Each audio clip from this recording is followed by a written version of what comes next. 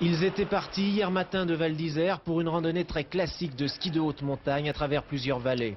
Les corps sans vie de 5 médecins anglais et d'un moniteur de ski de Val d'Isère, tous âgés d'une trentaine d'années, reposent depuis cet après-midi dans une chapelle ardente de Champagny-en-Vadoise, une petite station proche de Pralognan. À midi, les sauveteurs avaient retrouvé sain et sauf un autre médecin anglais qui avait pu s'extraire de l'avalanche, mais qui a passé la nuit à 2600 mètres d'altitude, par moins 20 degrés. Il est en observation à l'hôpital de Bourg-Saint-Maurice. C'est le seul rescapé. L'accident a eu lieu au col du Palais, un endroit jugé peu dangereux par les habitants de la vallée. Une plaque avant, due aux grosses chutes de neige de la veille, a probablement emporté ce groupe de très bons skieurs.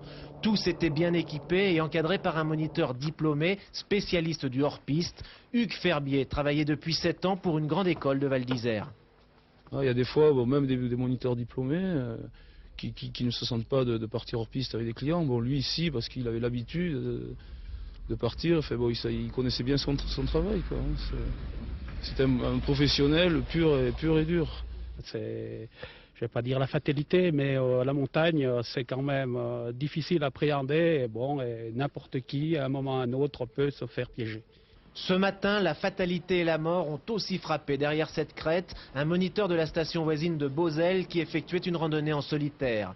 À Valseny, 2 conducteurs de chenillettes qui damaient une piste de ski de fond ont été précipités avec leur engin dans le lac du Mont-Cenis. Un seul corps a été repêché. Partout, toute la journée, gendarmes et CRS de haute montagne ont été sollicités.